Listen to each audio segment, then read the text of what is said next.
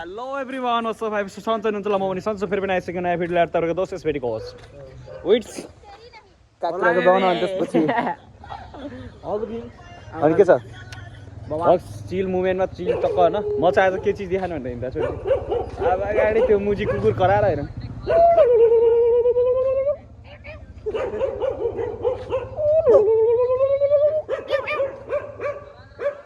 चाइनामा भाषी होला काटेर खाएर बेचिदिन्थ्यो होला यहाँ यस्तो गरेर यति धेरै कुकुर छ नि दिमाग खराब सो गाइज मैले चाहिँ एउटा चिज देखाउन लाग्छु होला हाय हाय हाय हाय हाय हाय स्विट स्विटी तुम कहाँ दे 550 रुपिस यसलाई पर्छ होइन यो स्विटीलाई चाहिँ एउटा निकालेर खान्न त ओन्ली 4 पिस हुन्छ होइन 2 पिस चाहिँ भाइहरूले खाइसके अनि फेरि sweetie lover I love this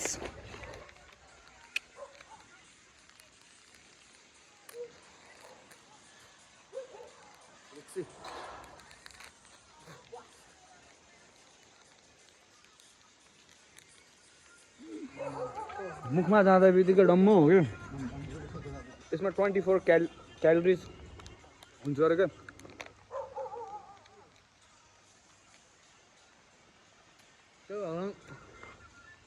बहुत महँगो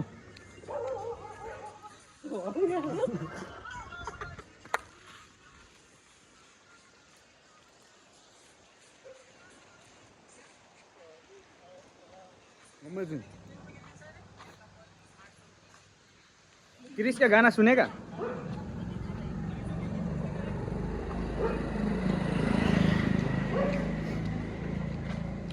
इसमें से आलमंड स्वीट बगरम के सब होला सब सकेमा इन्टरभ्यू न तिम्रो इन्ट्रोडक्सन नमस्ते मेरो नाम भन न यसरी म यहाँबाट छु यहाँबाट बिलोङ गर्छु भन My name is Nehal और वो दार्जिलिंग को हो हम अभी फिलहाल में रूम जा रहे हैं काम से थाका हुआ है ओके तो आराम करेंगे थोड़ा सा इंग्लिश दियो न इंग्लिश पेला न कस्तो मुजी रहेछ मुझे इंग्लिश नहीं आता हमको एकदम शुद्ध नेपाली ओ आई सी माछ सबलाई माय तो सबलाई ओके हाम्रो भिडियो आइरहन्छ एउटा बिस्कुट निकालेर आडा सबले बारेर 50-50 खानु एउटा छ के ए मैले भनेन मैले भने फाल्दियो अब 500 को कभर हो कि 500 को हो कि 500 भने चाहिँ नेपाल 550 भने चाहिँ नेपालको चाहिँ हो त 880 को अमन हो न हामीले म पनि खाने हो नि त फेरि यसमा पनि हल्का डिभाइड हुनु पर्यो नि त अमन त्यही त अमलले दियो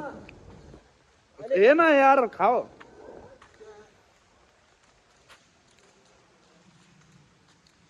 स्विटी स्विटी मजा आयो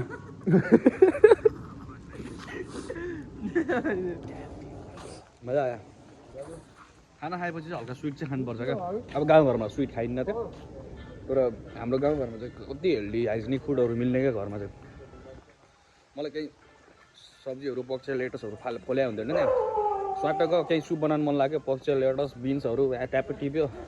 ग्रिन चिल्लीहरू फ्रेस होइन त्यही पनि कुछ पेस्टिसाइड युज नगरेको क्या मेरो माउ फेरि खतरा कृषितिर त एकदम डेन्जर पहिला मैले पैसा नकमाउँदाखेरि के भन्नुहुन्थ्यो मामाले ए म ग्यारेजमा काम गर्दाखेरि ए तँभन्दा त बोतुन मैले यहीँ टमाटर बेचेर कमाउँछु भन्नुहुन्छ क्या त्यस्तो के मिलेको हुन्छ नि घम्मै छु घर गएको 1 महिना पनि कति छिटो बित्यो थाहै भएन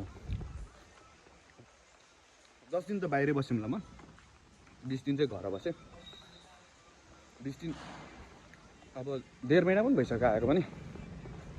तर यति 1 महिना पनि सर्ट के 1 दिन जस्तो लाग्यो क्या मलाई गएको यो चिसोको मौसम यस्तो चिलिङ छ नि मुभमेन्ट होइन बढी आयो केटाहरू पछि हिँड्छन् आज फेरि म बिहान मर्निङ गएको ओटी पनि गर्नु थियो लेप्चाको छुट्टी थियो त्यही कारणले गर्दाखेरि बयर खै बयर कहाँ छ खै कस्तो हुन्छ र बयर हाम्रो त्यत्रो त्यो चाहिँ सन्तानो छ के दामी छ तर गाली गर्ला त अरे गर्दैन कि ए ढेब्रीमा पाक्या छ काट्छै बयर है कस्तो हुनेछ बयर गोरु खाएर हामी त सानो हुन्थ्यो नि स्कुलको मुभमेन्ट स्कुल जाँदाखेरि चाहिँ हाम्रो त्यो पिपलटार भन्ने ठाउँमा चाहिँ पाइन्छ नि त बयरहरू क्या कस्तो क्या स्कुलबाट आउँदाखेरि कस्तो खाने अनि जाँदाखेरि पनि खाने बयर खाएरै पेट भरिन्थ्यो क्या ठन्डी टाइममा बयरको रुख पनि कत्रो छ त है यो खै ऊ माथि देख्यो ऊ यहाँ ऊ हो यत्रो रुख हुन्न यार बयर त यो पाके छ है यो यल्लो टाइपको छ अलि देखेन क्यामेराले छोड न यार भाइ ए जाम के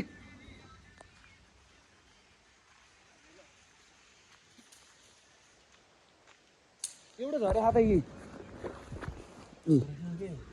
बयर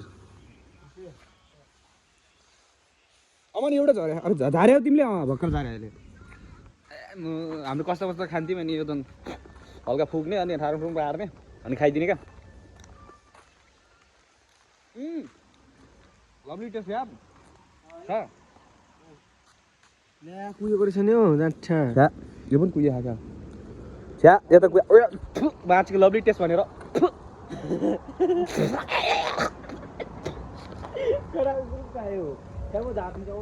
लभली टेस्ट भनेर जाँठा किरा चपायो त माया चिक्रे मैले त यहाँ खाएँ यो त सानो भयो होइन यो ग्रिनी छ होइन यो पाकेको छैन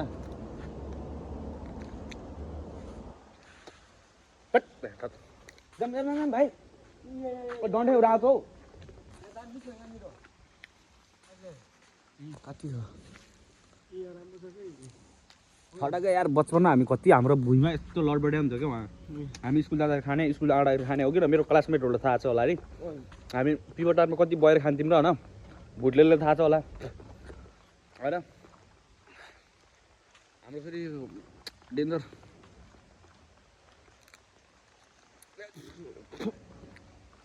अनि त्यो स्कुलको टाइममा मध्याहको टाइममा टिफिन टाइममा होइन हामी बर खान तल स्कुलदेखि तल जान्थ्यौँ हो किन त्यो पनि याद छ होला तर त्यही हो समयले आफ्नो डेस्टिनेसन आफ्नो रेस्पोन्सिबिलिटीको कारणले कहाँ पुऱ्यायो के पुऱ्यायो होइन त्यही हो जिन्दगीमा चाहिँ रक्स म चट्ट छु चिलिङ छु होइन